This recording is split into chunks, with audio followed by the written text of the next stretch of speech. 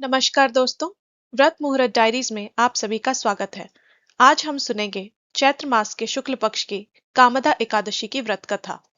धर्मराज युधिष्ठिर बोले कि हे भगवान, आपको कोटि बार प्रणाम है।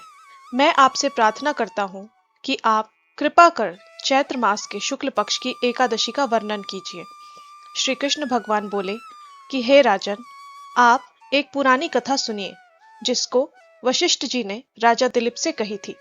राजा दिलीप ने पूछा कि गुरुदेव, चैत्र मास के शुक्ल पक्ष की एकादशी का क्या नाम है? उसमें किस देवता की पूजा होती है तथा उसकी विधि क्या है? सो अब आप कृपा पूर्वक कहिए।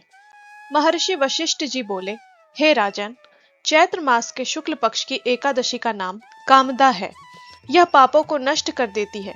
जैसे अग्नि सूखे काष्ठ आदि को जलाकर नष्ट कर देती है, वैसे ही कामदा एकादशी के पुण्य के प्रभाव से पाप नष्ट हो जाते हैं और पुत्र की प्राप्ति होती है। इसके व्रत से कुयोनी छूट जाती है और अंत में स्वर्ग की प्राप्ति होती है। अब मैं इसका महात्म्य कहता हूँ, ध्यान पूर्वक सुनो। प्राचीन काल में एक भोगीपुर नामक नगर था।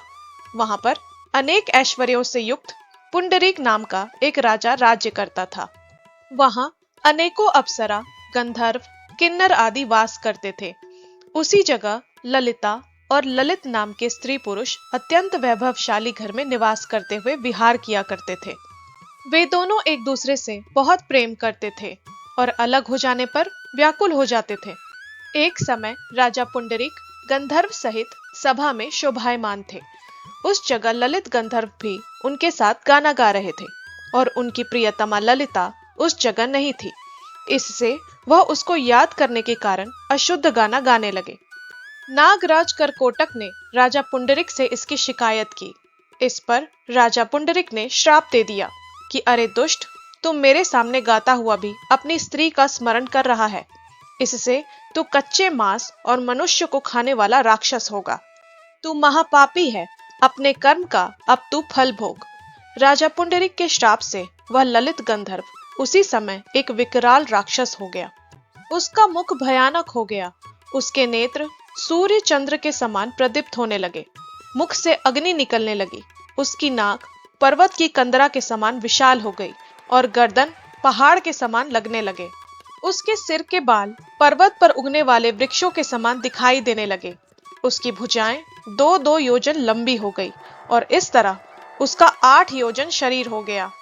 राक्षस हो जाने पर उसको महान दुख मिलने लगा और अपने कर्म का फल भोगने लगा।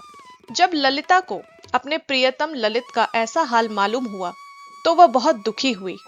वह सदैव अपने पति के उद्धार के लिए विचारने लगी कि मैं कहाँ जाऊं और क्या करूं। वह राक्षस घोर वन में रहने लगा और अनेक प्रकार के पाप करने लगा। उसकी स्त्री ललिता भी उसके पीछे पीछे जाती और वह विलाप करती रहती।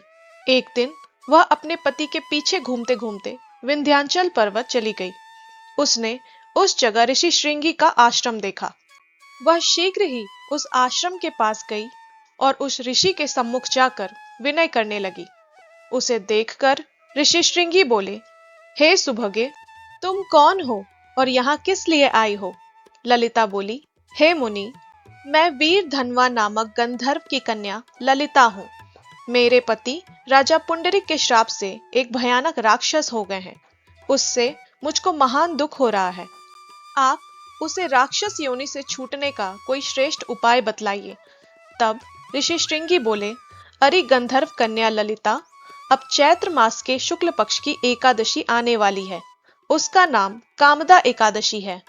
इस व्रत को करने से मनुष्य के समस्त कार्य शीघ्र ही सिद्ध हो जाते हैं। यदि तू इस व्रत के पुण्य को अपने पति को देगी तो वह शीघ्र ही राक्षस योनि से छूट जाएगा और राजा का श्राप शांत हो जाएगा।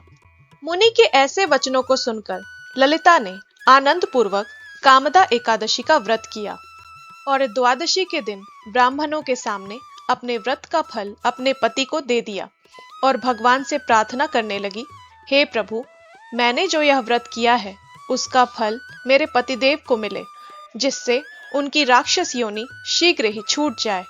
एकादशी का फल देते ही उसका पति राक्षस योनि से छूट गया और अपने पुराने स्वरूप को प्राप्त हुआ। वह अनेक सुंदर वस्त्रों तथा आभूषणों से अलंकृत होकर पहले की भांति ललिता के साथ विहार करने लगा।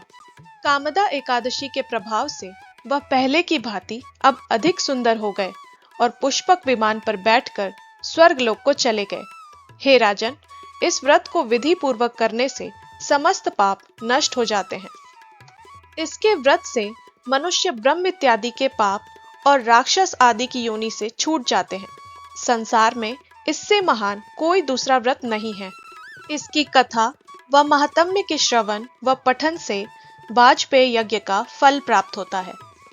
बोलिए श्री हरि विष्णु भगवान की जय, लक्ष्मीपति नारायण भगवान की जय, कामदा एकादशी माता की जय।